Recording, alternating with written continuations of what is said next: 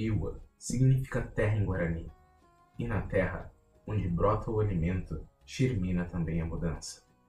As entrevistas expostas na presente obra têm o intuito de resgatar os saberes de produtores e povos nativos, que escolheram optar pela agroecologia no litoral norte do Rio Grande do Sul. Aqui, a terra não é explorada, é respeitada, e por isso ela retribui.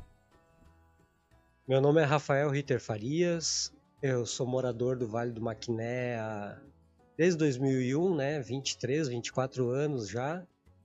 Posso me dizer que eu fui anotado aqui pelo Vale do Maquiné, sou gaúcho, natural de Palmeiras das Missões.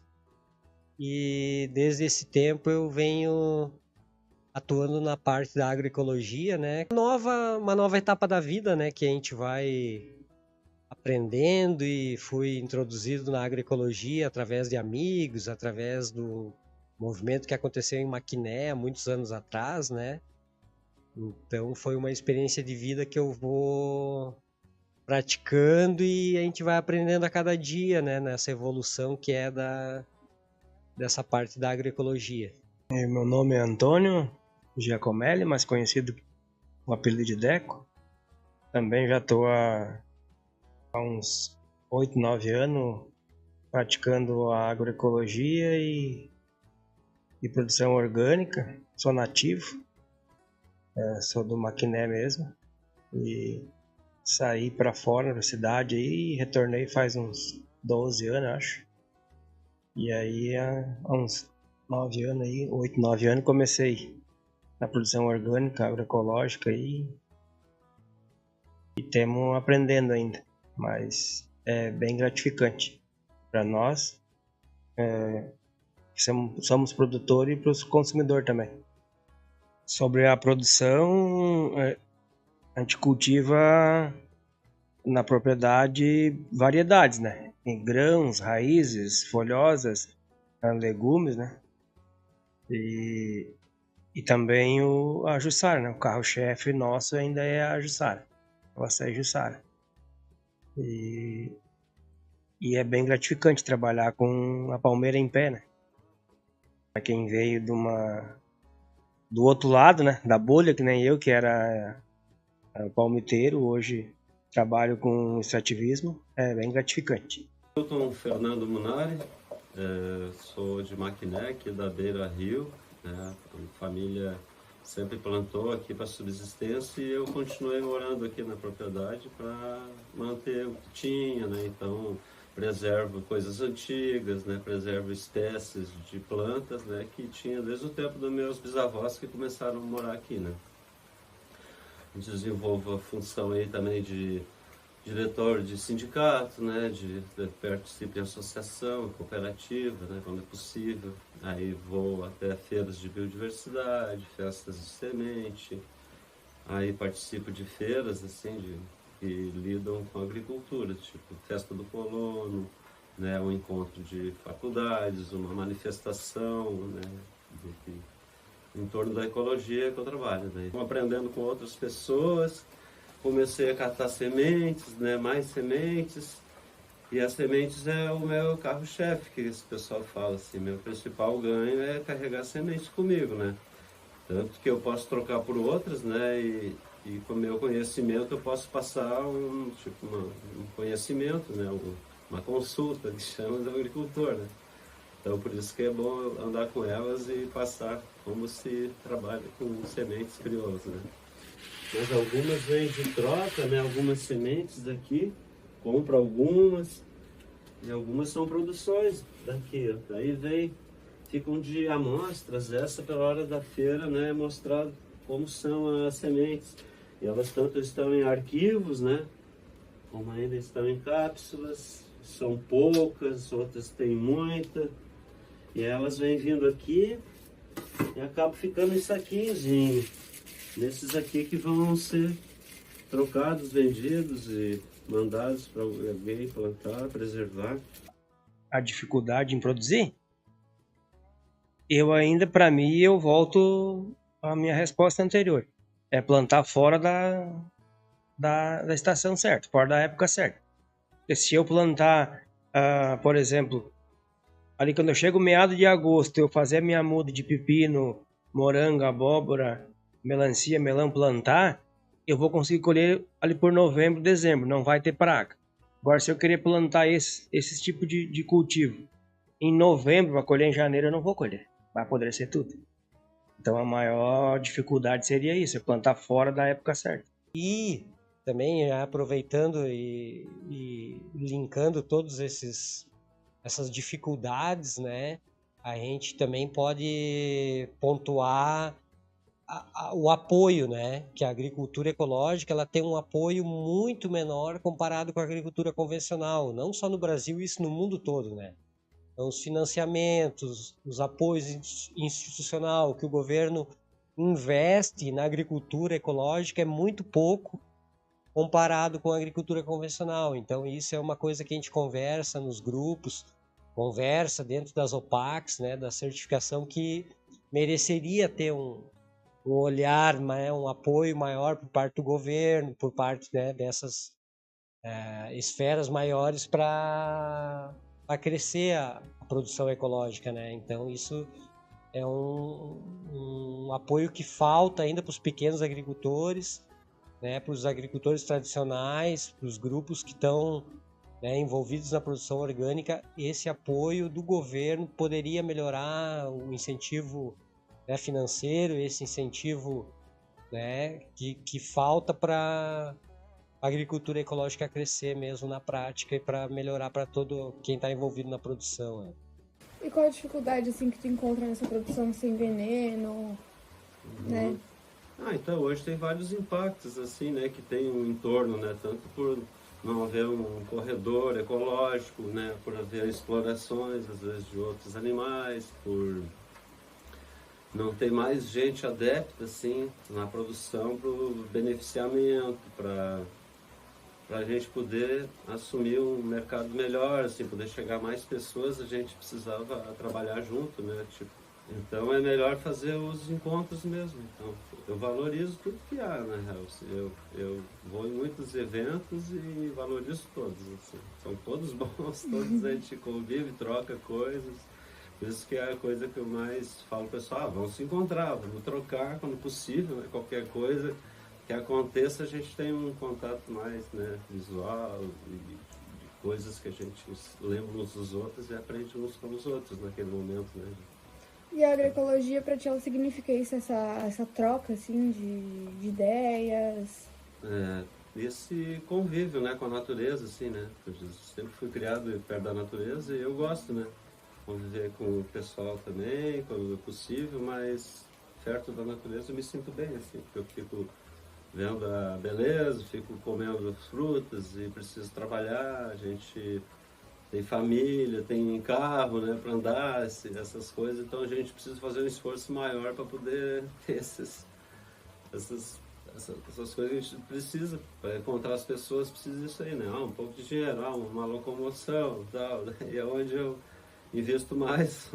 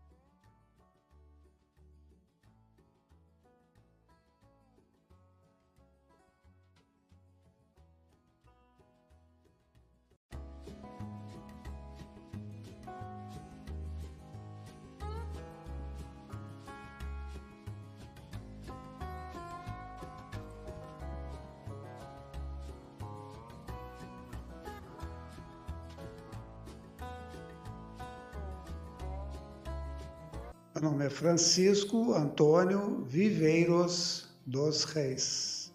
A cidade, o município é de Osório, o distrito é da Borrússia, a localidade é Goiabeira. E aqui estamos na quinta Sol e Lua do Bem Viver, na Casa Mirante do Poente. A nossa renda hoje é exclusivamente da locação do turismo de base comunitária, responsável com vivências em agroecologia. Quais as principais culturas que o senhor tem hoje presente aqui na propriedade? Nós temos como cultura um cultivo do cogumelo shiitake, né, com uma proteína do reino fungo. Temos cultivo da banana, o uso das punks, as plantas alimentícias não convencionais, ou as partes alimentícias também não convencionais. Trabalhamos também com ervas aromáticas e agora estamos implementando o sistema sintrópico, que seria a diversidade de plantas, espécies que vão compor uma possibilidade de berçário agroflorestal. Eu me chamo Ricardo da Silva Bertoli, aqui em Osório, Rio Grande do Sul. A atividade aqui agrícola, o nosso forte é a agricultura orgânica. Tá? Tem traços de agroecologia, né? Porque muitas de nossas sementes e mudas são nossas, né? São produzidas aqui mesmo. Algumas frutas também foram elaboradas por nós, não é comprada. Tem alguns traços de permacultura, cultura natural. Mas o forte é cultivo mínimo. É o que mais é feito aqui. Prepara a terra, planta. No momento que não está usando ela como plantio, ela está em descanso, pousio. Vocês podem ver ao fundo aí, quem está assistindo. Nós trabalhamos aqui com agricultura orgânica desde 1999. Então já temos aí de 25 para 26 anos. Foi uma escolha. Eu não quero me intoxicar e não quero intoxicar ninguém que me siga ou que se alimente daquilo que a gente tem aqui. As dificuldades na produção é exatamente a ideia de buscar monitores, pessoas que possam estar perto para fazer o trabalho em coletivo, né? Em economia solidária, em fazer grupos de trabalho e que a gente possa circular em várias propriedades para o aprendizado. Como seria uma prática de vivência, né? Essa é a nossa dificuldade de buscar um tipo de projetos, né?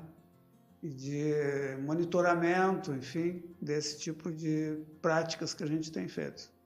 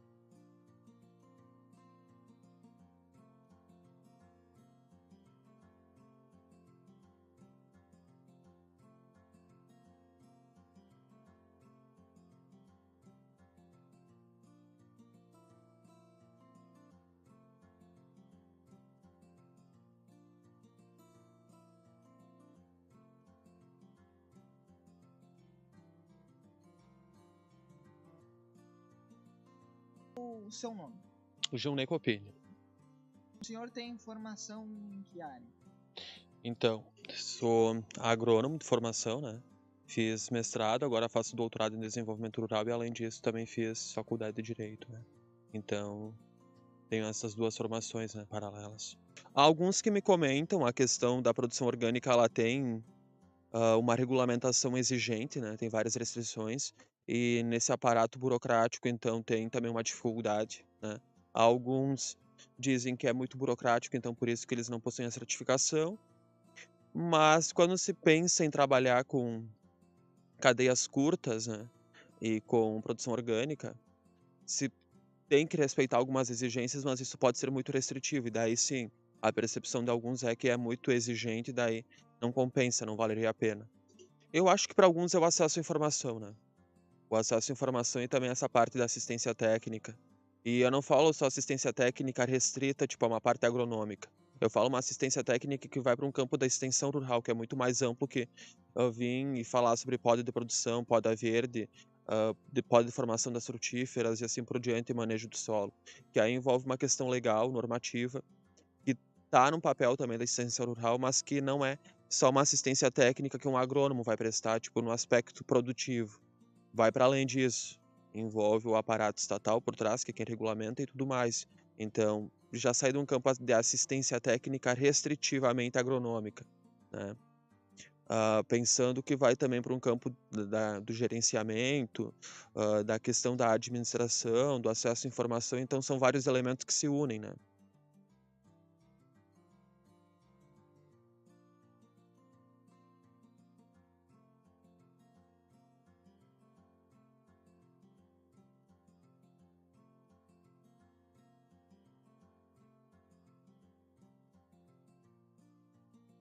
A agroecologia é uma condição filosófica de proteção planetária. Sem a agroecologia, né, eu ainda coloco mais além da agroecologia, uma ecoagricultura, porque estamos vivendo os tempos em que os extremos climáticos já estão entre nós, né? Então precisamos ter práticas resilientes, né? Reservação de água, conservação de temperatura de solo, proteção do solo, proteção das radiações solares, uma condição importante de buscar o equilíbrio entre temperatura, umidade, né? Então, a agroecologia, principalmente também com a agricultura sintrópica, elas se harmonizam no trabalho que precisamos tanto no planeta. Para quem está assistindo, eu acredito que o interessante seria conhecer melhor o processo, né? Visitar mais as propriedades, conhecer todo o processo, para entender. Não é uma questão de valorizar, mas saber que existe e que tem pessoas que estão, como eu, como nós aqui na propriedade, que estão preocupadas em manter todos os ecossistemas e manter a saúde humana.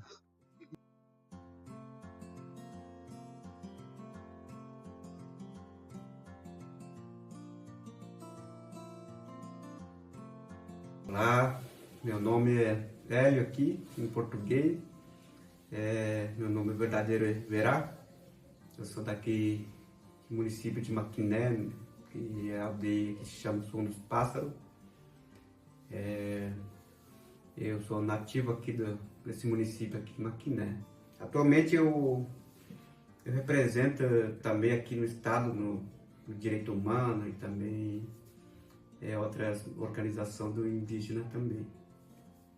E eu acompanho parte das políticas e também nos trabalhos também dentro da comunidade, trabalho da organização, da forma que a gente vem se organizando dentro da comunidade.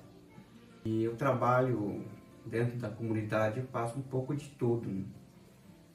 Eu acompanho, eu sempre falo aqui para os parentes, né, para os caciques, para liderança, que eu sou um articulador, né, dos trabalhos, também da organização, da luta política também. e da forma que nossa cultura permite, né? A gente já nasceu para isso, né? A gente tem essa sabedoria, né? De se preocupar com nosso planeta, né? Nossa vida, né? Porque hoje a gente passa, a maioria, né, do indígena, ele passa dificuldade de não ter um espaço adequado, né? Porque antes mesmo da chegada de não indígena, a gente ocupava toda a área, né? Onde, mas a gente também tinha aldeia distante do litoral, né, também, aí dentro da faixa litorânea a gente ocupava todo esse espaço, né, antes da chegada dos Juruários, não indígenas. E hoje a gente está ilimitado já, né, de não ter mais espaço, né? Hoje a gente tem espaço pequeno, onde não tem espaço para plantar tudo que a gente tem, né? Que a gente quer plantar, né?